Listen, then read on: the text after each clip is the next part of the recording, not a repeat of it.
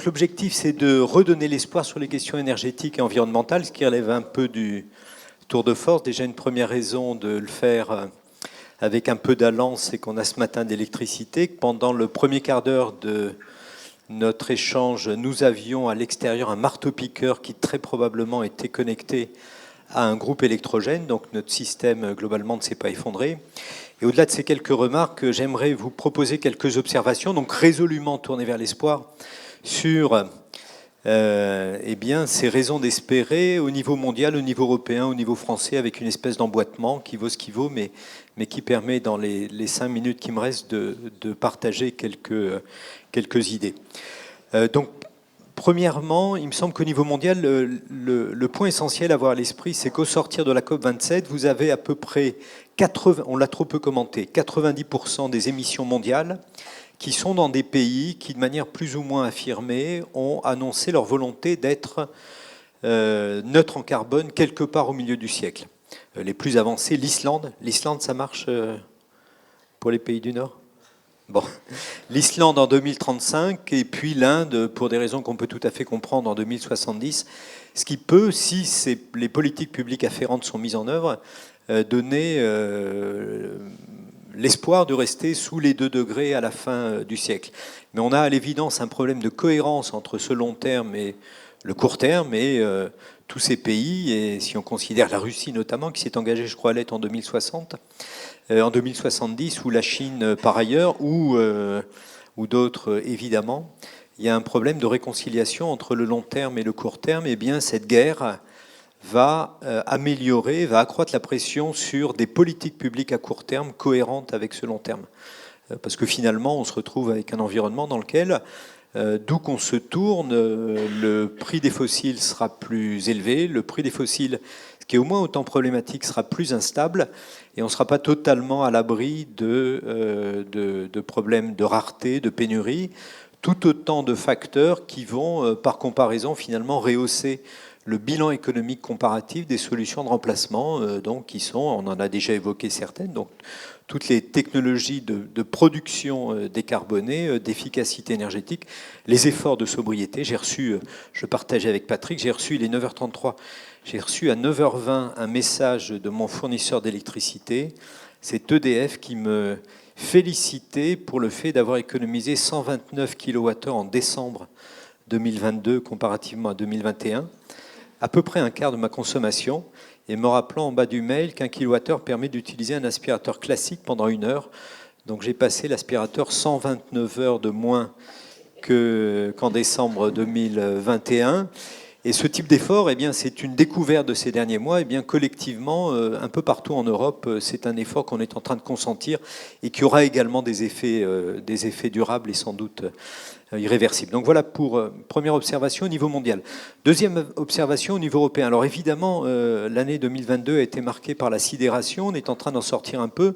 On s'est vu rappeler finalement à ce qu'est notre statut de pays émergent. Alors pays émergent au 19e siècle, c'est-à-dire qu'on a cramé à peu près tout le pétrole et tout le gaz qu'on pouvait extraire aisément. Et pour le charbon, évidemment, on a des réticences qu'on peut comprendre. Et donc, on est particulièrement dépendant. La situation de la France, vous l'avez à l'esprit, qui est d'importer 99% de son pétrole et de son gaz. Elle est assez banale au niveau européen. Donc, on s'est vu rappeler notre fragilité.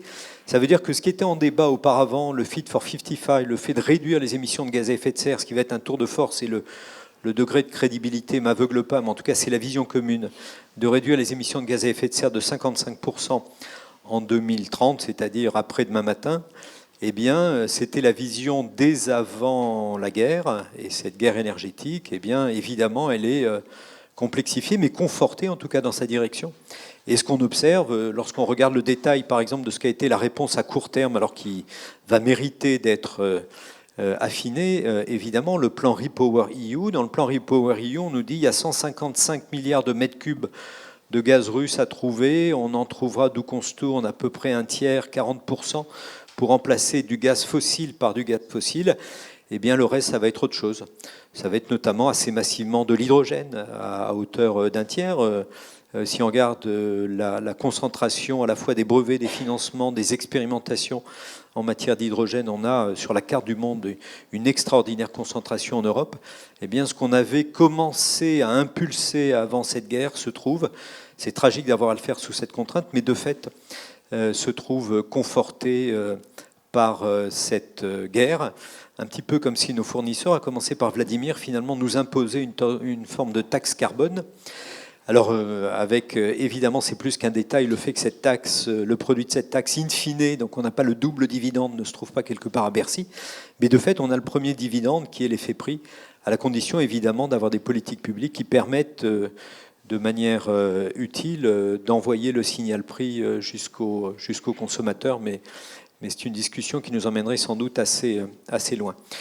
Alors, tout de même, un petit caveat à cette observation. Ce qu'on observe, c'est que dans le même temps, évidemment, les Américains, qui sont à la fois un leader mondial dans les fossiles, ont vocation à devenir des leaders mondiaux dans tout le reste, pour ce qui est des technologies. Et donc, on voit émerger une concurrence assez féroce sur les technologies décarbonées, qui évidemment nous renvoient, et le terme a déjà été utilisé ce matin, à des problématiques de politique industrielle au niveau européen.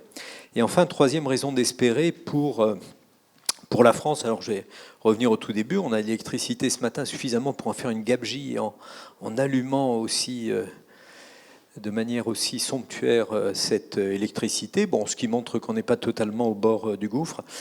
Plus sérieusement, il faut considérer que cette décarbonation, et la capacité à être performant dans un monde qui va vers la décarbonation, c'est pas uniquement, on ne va pas se jauger uniquement à la capacité à massifier, auquel cas j'aurais des doutes pour la France, la production de panneaux photovoltaïques, peut-être même à massifier la production de batteries.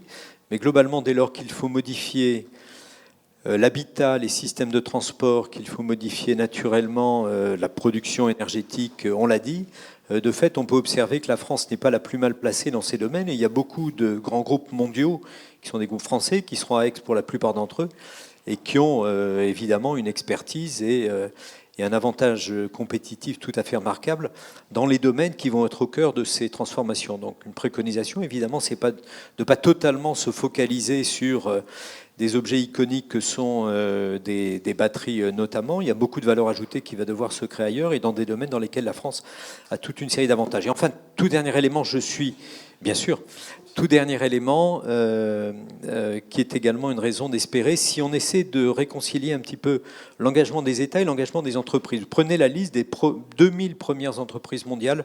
Pour 50% d'entre elles, elles ont des engagements de décarbonation très très exigeants, qui à un moment, et ce moment c'est cette décennie, va les conduire à regarder dans leur stratégie de localisation également des environnements à l'intérieur desquels elles vont trouver des actifs qui vont être notamment des capacités de transport, évidemment des capacités de connexion à des systèmes électriques, également de la fibre par exemple, qui est extrêmement efficace en matière énergétique, et qui vont entrer dans ces stratégies de localisation. Et lorsqu'on verra apparaître ce point de basculement, eh bien, on s'apercevra que la France n'est pas la plus mal placée dans ce domaine, ce qui est également une raison d'espérer.